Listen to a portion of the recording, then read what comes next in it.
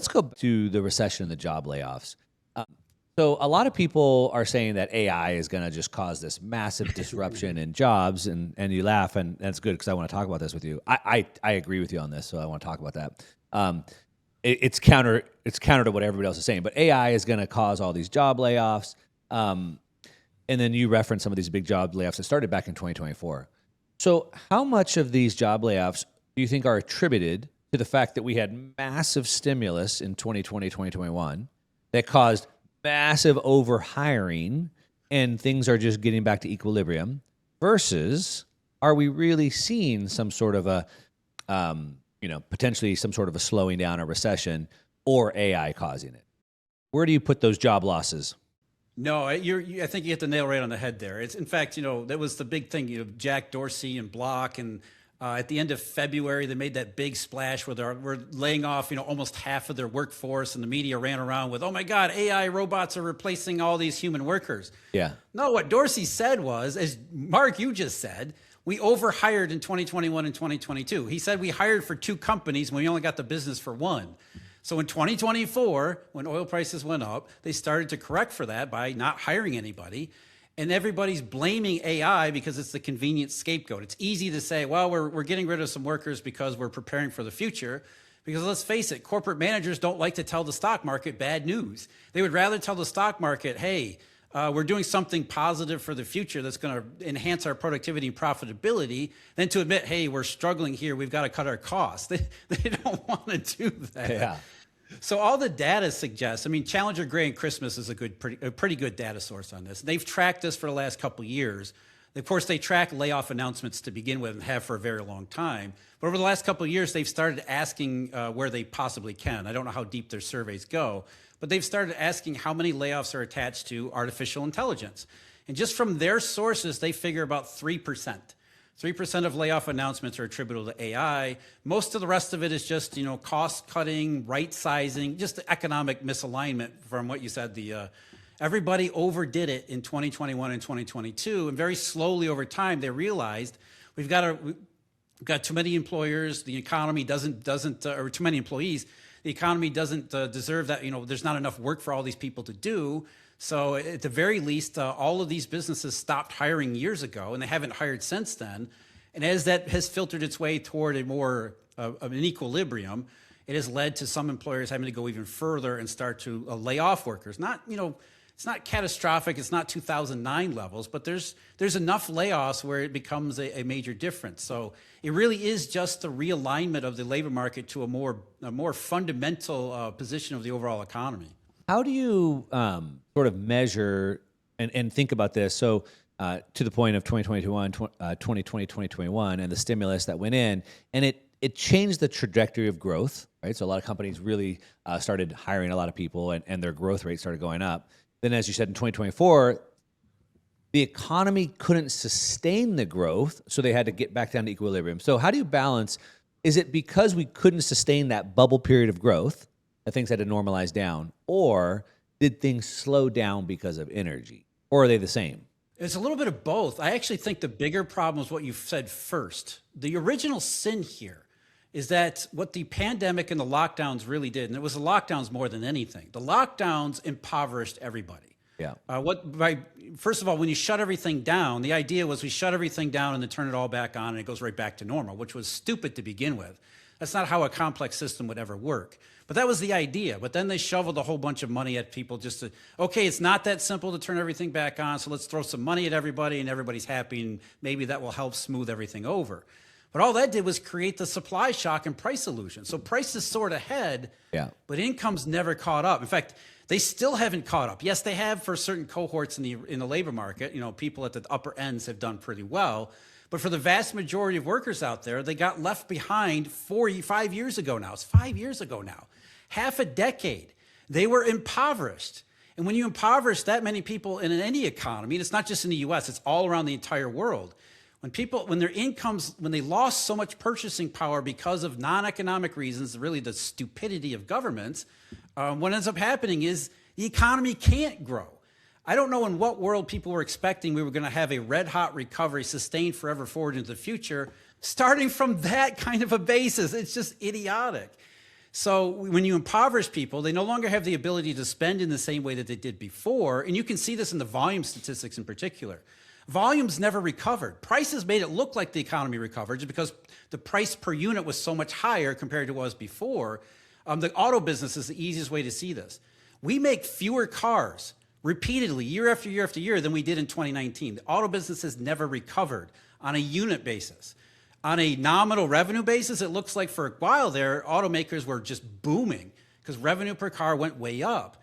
But if you're an auto business and your revenue goes up, but you don't make as many cars, do you need as many workers? Right. You don't. So you don't hire as many workers back. Maybe you hired too many in the beginning expecting that volume would return, but it never does because, people are impoverished. They can't afford the cars like they used to before.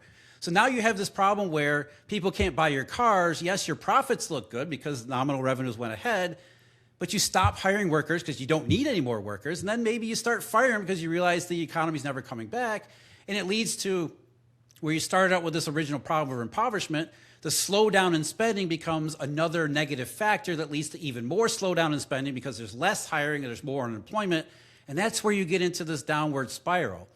It looks like a recession, but because it's been extended out over a 3-year period and still going, people didn't really pick up on it. For a long time, people called it a vibe session. Or, during the Biden administration, they downplayed it. You guys don't know how good you have it.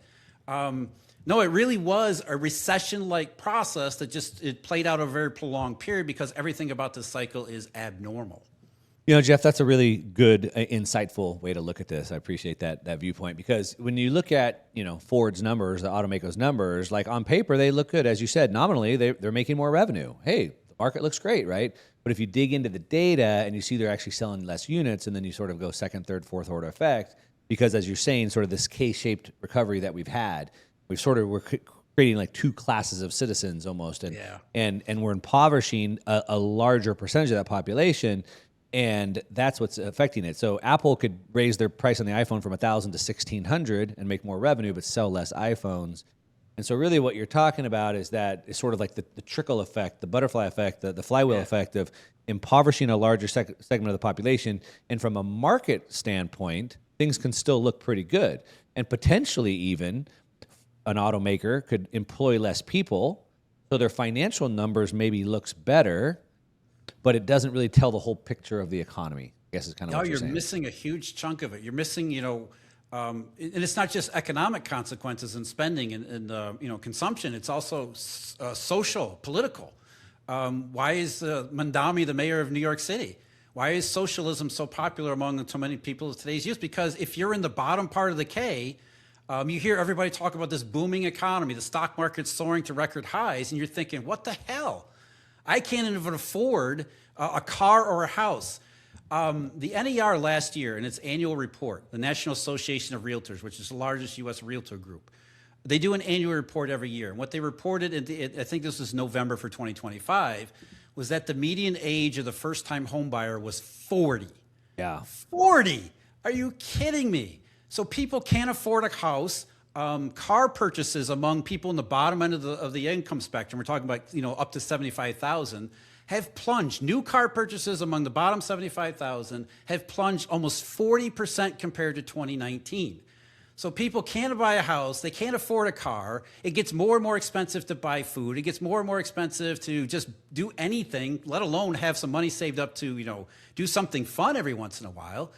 And yet, all you hear from the mainstream is, the economy's great. Look at GDP. Look at the stock market. The payroll reports are, maybe they're sometimes positive, and it does not apply to way too many people who are not just struggling, they're falling behind. And that's really the key here.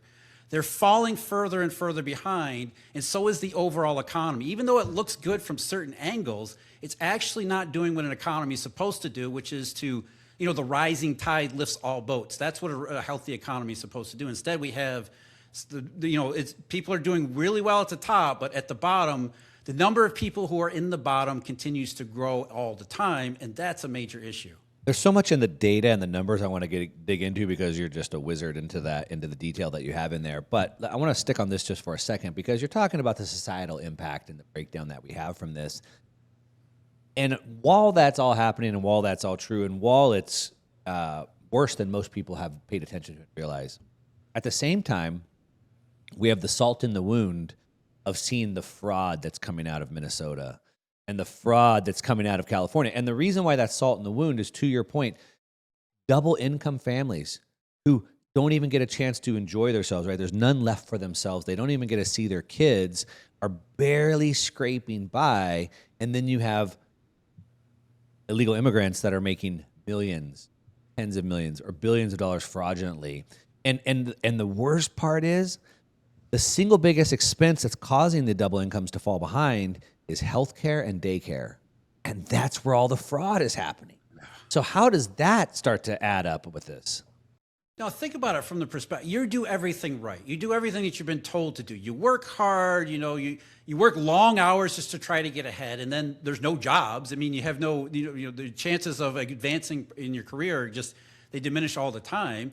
So you're struggling really hard, doing everything right, doing everything that you're supposed to do, and you can barely make ends meet. You can barely scrape by.